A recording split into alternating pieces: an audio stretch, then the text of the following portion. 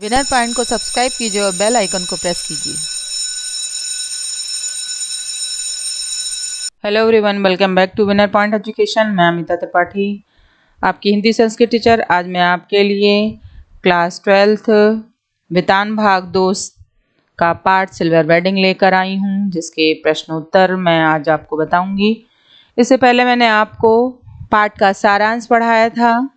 यदि आपने अभी तक उसे नहीं पढ़ा है तो उसे पहले पढ़ लीजिए, ताकि आपको प्रश्नोत्तर अच्छे से समझ आ जाएंगे। तो वीडियो प्रारंभ करने से पहले मैं आपसे अनुरोध करती हूँ, यदि आप मेरे चैनल पर बिल्कुल नए हैं तो तुरंत सब्सक्राइब कर दीजिए। सब्सक्राइब कर दिया है तो बहुत अच्छी बात है। मेरे प्रत्येक वीडियो को देखिए, लाइक कीजिए, शेयर कीजिए, जितना हो सके उतना शेयर कीजिए। आपका सहयोग ही हमारा साथ, हमारा हौसला अफजाई करता है। तो आइए प्रारंभ करते हैं पाठ्य पुस्तक से प्रश्नोत्तर। पहला प्रश्न है, यशोधर बाबू की पत्नी समय के साथ ढल सकने में सफल होती है, लेकिन यशोधर बाबू असफल रहते हैं, ऐसा क्यों? चर्चा कीजिए।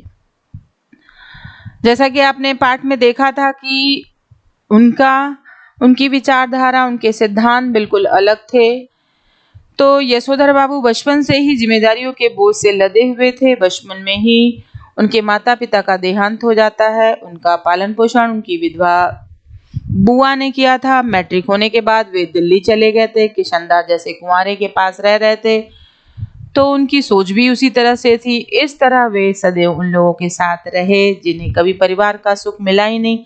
अब जब कोई परिवार के साथ ही नहीं रहेगा तो किस तरह से उसके बातों को वो जान पाएगा। वे सदैव पुराने लोगों के साथ रहते थे, उनके साथ पले बढ़े थे, अतः इसीलिए परंपराओं को छोड़ नहीं सकते थे। पुरानी परंपराओं को, उन पर किशनदास के सिद्धांतों का बहुत प्रभाव पड़ा था। इन सब कारणों से यशोधर बाबू समय के साथ बदलने में असफल रहे। दूसरी तरफ उनकी पत्नी जो कि पुराने संस्कारों की तो थी, एक संयुक्त परिवार में भी आई थी, लेकिन उन्हें सुखद अनुभव हुआ था इस चीज का। उनकी इच्छाएं अतृप्त रही थी, जो कि वो अपने बच्चों के साथ उन्हें बदलाव लगा। सुलभ प्रेम के कारण अपनी संतानों का वो पक्ष लेती थी। बेटी की अंगू एक पाई पहाड़ है, वे बयां की किसी मामले में दल नहीं देता।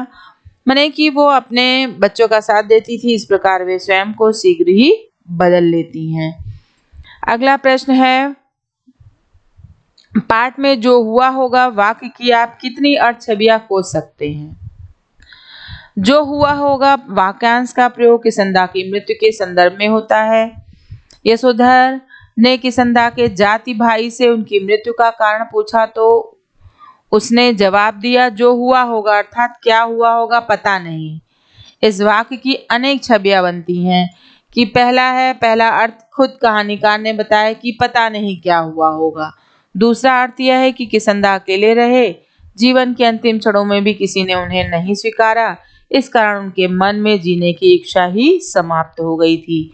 तीसरे अर्थ में समाज की मानसिकता है, किशनदास जैसे व्यक्ति का समाज के लिए कोई महत्व ही नहीं है, वे सामाजिक नियमों के विरोध में रहे, फलता समाज में ने भी उन्हें दरकिनार कर दिया था। तो तीसरा प्रश्न देखते हैं, समहाउ इम्प्रॉपर वाक्यांश का प्रयोग यशोधर बाबू लगभग हर वाक्य के प्रारंभ में तकिया कलाम की तरह करते हैं। इस काव्यांश का उनके व्यक्तित्व और कहानी के कद से क्या संबंध बनता है? तो संबंध ये बनता है कि यशोधर बाबू समहाउ इम्प्रॉपर वाक्यांश का प्रयोग तकिया कलाम की तरह हर बात में प्रयोग करते थे। उन्हें जब कुछ अनुचित लगता तो वो इसी का प्रयोग कर लेते। वे नए के साथ तालमेल नहीं बैठा पाते थे। यह वाक्यांश उनके असंतुलन और अज व्यक्तित्व अर्थ प्रश्नकर्ता के रूप में उन्हें प्रस्तुत करता है। पाठ में अ का स्थान पर समहाउ इम्प्रॉपर वाक्यांश का वो प्रयोग कर लेते हैं। जैसे कि पहली जगह उन्होंने किया, दफ्तर में सिल्वर वेडिंग के समय, स्कूटर की सवारी पर, साधारण पुत्र को असाधारण वेतन मिलने पर, अपनों से परायापन का व्यवहार मिलने पर, डीए फ्लैट का पैसा ना भरने पर उन्होंने प्रयोग किया, पुत्र द्वारा वेतन पिता को ना दिए जाने पर उन्होंने इसका प्रयोग किया, खुशहाली में रिश्तेदारों की उपेक्षा करने पर उन्होंने इसका प्रयोग किया, पत्नी के आधुनिक बनने पर भी इसका प्रयोग किया, शादी के संबंध में बेटी का निर्णय लेने पर भी, घर में सिल्वर वेडिंग पार्टी पर भी उन्होंने इसका प्रयोग किया, और अंत में केक काटने के समय में भी जब विदेशी परंपरा उन्होंने देखी तो इसका प्रयोग उन्होंने किया। कहानी के अंत में यशोधर के व्यक्तित्व की सारी विशेषता सामने उभर कर आती है। वे जमाने के हिसाब से अप्रासंगिक हो गए हैं। यह पीढ़ियों के अंतराल को दर्शाता है। यशोधर, अब अगला प्रश्न है, यशोधर बाबू की कहानी को दिशा देने में किसंदा की भूमिका कहाँ तक रही? उनके जीवन को दिशा देने में किसका महत्वपूर्ण योगदान रहा और कैसे? तो उत्तर में है, मेरे जीवन को दिशा देने में सबसे महत्वपूर्ण योगदान मेरे गुरुओं का रहा। उन्होंने हमेशा मुझे यही शिक्षा दी कि सत्य बोलो। सत्य बोलने वाला व्यक्ति हर तरह की परेशानी से मुक्त हो जाता है, जबकि झूठ बोलने वाला अपने ही जाल में फंस जाता है। उसे एक झूठ छुपाने के लिए सैकड़ों झूठ बोलने पड़ते हैं। अपने गुरुओं की इस बात को मैंने सदा याद रखा। वास्तव में उनकी इसी शिक्षा ने मेरे जीवन की दिशा बदल दी। अगला प्रश्न है, वर्तमान समय में परिवार की संरचना स्वरूप से जुड़े आपके अनुभव इस कहानी से कहाँ तक सामंजस्य बैठा पाते हैं, वो बताना है। इस कहानी में दर्शाए गए परिवार के स्वरूप व संरचना आज भी लगभग हर परिवार में पाई जाती है। संयुक्त परिवार प्रथा समाप्त हो रही है। पूरी ही पुरानी पीढ़ी समाप्त होती चली जा रही है। नए युवा कुछ नया करना चाहते हैं, परंतु बुजुर्ग परंपराओं के निर्वाह में विश्वास रखते हैं। यशोधर बाबू की तरह आज का मध्यम वर्गीय पिता विवश है और किसी विषय पर अपना निर्णय नहीं दे सकता। माताएं बच्चों के समर्थन में खड़ी नजर आती हैं। ऐसा ही हो रहा है। आज बच्चे अपने दोस्तों के साथ पार्टी करने में अधिक खुश रहते हैं। आधुनिक जीवन शैली को ही सब कुछ मानते हैं। लड़कियां फैशन के अनुसार वस्त्र पहनती है। यशोधर की लड़की उसी का प्रतिनिधित्व करती है। उसका प्रतिनिधि उसने दिखाया यही। अतः यह कहानी आज लगभग हर परिवार की है, उन्हीं की नहीं है, उनकी कहानी नहीं है। अगला प्रश्न है, निम्नलिखित में से किसे आप कहानी की मूल संवेदना कहेंगी और क्यों? हाशिए पर धकेले जाते मानवीय मूल, पीढ़ी अंतराल, पाश्चात्य संस्कृति का प्रभाव। तो उत्तर है, मेरी समझ में पीढ़ी अंतराल ही सिल्वर वेडिंग शीर्षक कहानी का मूल संवेदना है। पीढ़ी का अंतराल, यशोधर बाबू और उनके पुत्रों में एक पीढ़ी को लेकर अंतराल है। इसी कारण यशोधर बाबू अपने परिवार के अन्य सदस्यों के साथ सामंजस्य नहीं बिठा पाते हैं। यह सिद्धांत और व्यवहार की लड़ाई है। यशोधर बाबू सिद्धांतवादी हैं तो उनके पुत्र व्यवहारवादी। आज सिद्धांत नहीं, व्यावहारिकता चलती है। हर काम व्यवहार से चलता है। यशोधर बाबू के विचार पूरी तरह से पुराने हैं, जो कि नई पीढ़ी के साथ कभी भी तालमेल नहीं रख सकते, कदापि नहीं। पीढ़ी का अंतराल और उनके विचारों का अंतराल यशोधर बाबू और उनके परिवार के सदस्यों में वैचारिक अलगाव पैदा कर देता है। अगला प्रश्न है, अपने घर और विद्यालय के आसपास हो रहे उन बदलावों के बारे में लिखें जो सुविधाजनक और आधुनिक होते हुए बुजुर्गों को अच्छे नहीं लगते। अच्छा न लगने के क्या कारण हो सकते हैं? उत्तर देखिए, हमारे घर व विद्यालय के आसपास निम्नलिखित बदलाव हो रहे हैं जिन्हें बुजुर्ग पसंद ही नहीं करते हैं। युवाओं द्वारा मोबाइल का प्रयोग करना, युवाओं द्वारा पैदल न चलकर तीव्र गति से चलाते हुए मोटरसाइकिल या स्कूटर का प्रयोग करना, लड़कियों द्वारा जीन्स टी शर्ट का पहनना जो कि स्वाभाविक हो गया है, लड़के लड़कियों की दोस्ती व पार्क में घूमना, खड़े होकर भोजन करना, तेज आवाज में संगीत सुनना।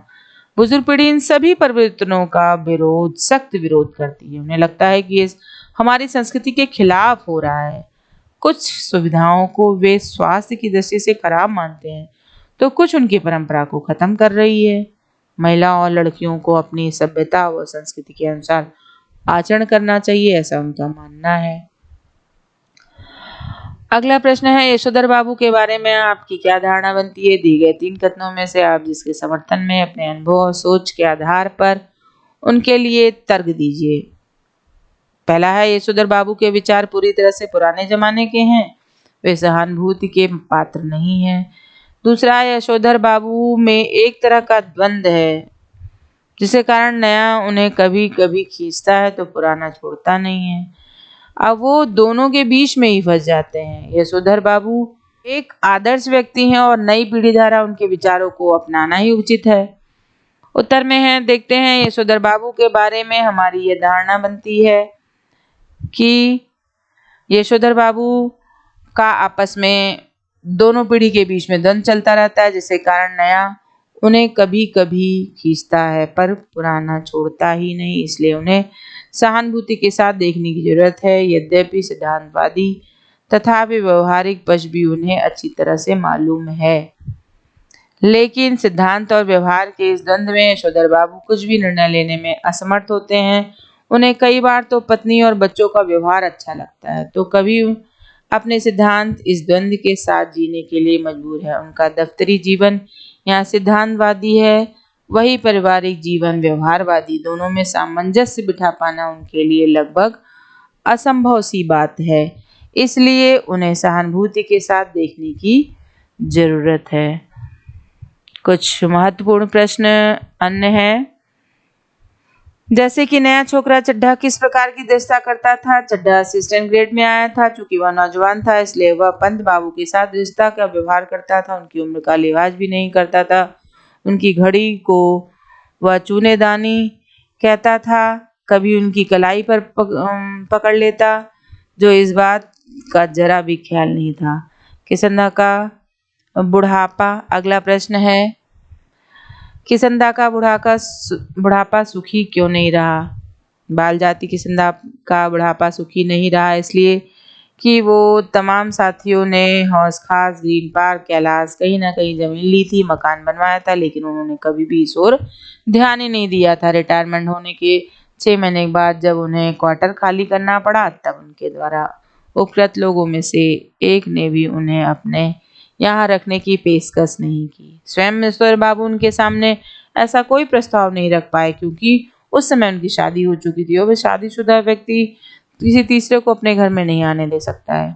उनके 2 कमरों के क्वार्टर में 3 परिवार रहा करते थे। किसंदा को साल राजेंद्र नगर में किराए का क्वार्टर लेकर रहे, फिर अपने गांव लौट आए, जहां साल भर बाद उनकी मृत्यु हो गई थी। विचित्र बात यह थी कि उन्होंने कोई भी बीमारी उन्हें नहीं थी। बस रिटायर होने के बाद मुरझाते सूखते ही चले गए। अकेलेपन ने उनकी जीवन शक्ति समाप्त कर दी थी। अगला प्रश्न है, पीढ़ी का अंतराल किस तरह हमारे जीवन को प्रभावित कर रहा है, स्पष्ट कीजिए। पीढ़ी का अंतराल आने से विचार यह है कि लोग, युवा वर्ग और पुराने धकोसलों में अंतर आता चला जा रहा है। कुछ दकियानूसी बातें करते हैं, पुराने विचारों की पूरी तरह त्याग दे रहे हैं। इसलिए पुराने विचार रखने वाले, कहने वाले उन्हें फालतू आदमी लगते हैं। विचारों को इस मतभेद ने मध्यम वर्गीय जीवन को बहुत प्रभावित किया। मध्यम वर्गीय परिवार आज संयुक्त परिवार प्रथा को भूलता चला जा रहा है, क्योंकि विचारों का मतभेद है। वहां भी यही बात है, जीवन को बहुत प्रभावित कर रहा है। यशोधर पंत का जीवन इसी पीढ़ी अंतराल ने प्रभावित किया। अपने बच्चों के विचारों से वो बिल्कुल भिन्न थे। आज पारिवारिक संबंध आर्थिक संबंधों पर ज्यादा निर्भर रहते हैं, क्यों, स्पष्ट कीजिए। विज्ञान के इस युग में आज संबंधों का मानक आर्थिक स्थिति बन गई है। आज पारिवारिक संबंध तभी सही रहते हैं जब आर्थिक स्थिति बेहतर होती है। यशोधर पंत की पारिवारिक स्थिति इसी अर्थ पर निर्भर करती है। बच्चे चाहते थे कि पिता किसी न किसी ढंग से ऊपरी कमाई करे, ज्यादा से ज्यादा पैसा कमाए, और हर बच्चे की ये चाहत होती है कि उसके घर में उसके माता पिता ज्यादा से ज्यादा पैसे लाएं। तो वह अपने कोटे का निर्धारित फ्लैट भी उन्होंने नहीं लिया। इन सभी बातों से उनके बच्चे सदा उनसे खिन्न रहते थे, दुखी रहते थे। यद्यपि बड़ा बेटा भूषण एक विज्ञापन एजेंसी में 1500 रुपए मासिक की नौकरी भी कर रहा होता है। पिता और पुत्र के बीच की वैचारिक खाई बनाने में पैसे की महत्वपूर्ण भूमिका आती है। कहीं ना कहीं पैसा है ही इन संबंधों को प्रभावित करता है। तो आपने देखा कि किस तरह से नई पीढ़ी और पुरानी पीढ़ी के बीच में द्वंद्व रहा। तो इस पाठ के दौरान हमने यही सीखा है कि हमें हर पीढ़ी का सम्मान करना चाहिए। आगे आने वाली पीढ़ी भी फिर हमें याद रखेगी जितना हो सके हमें, क्योंकि हमारी जो संस्कृति और सभ्यता है, जितना हम उसे बचाए रखेंगे, उसका सम्मान करेंगे, तो आने वाली पीढ़ी हमारा सम्मान करेगी। कहते हैं ना, एक हाथ दे तो दूसरे हाथ ले, आप जो बोओगे वही काटोगे। तो ये पाठ अब यहीं पर समाप्त होता है। अगले पाठ में मैं आपसे पुनः मिलूंगी। अंत में मैं फिर से यही कहना चाहती हूँ, यदि आपने मेरे चैनल को अभी तक नहीं सब्सक्राइब किया है तो ज़रूर कर दीजिए, शेयर कीजिए, लाइक कीजिए। तब तक के लिए धन्यवाद।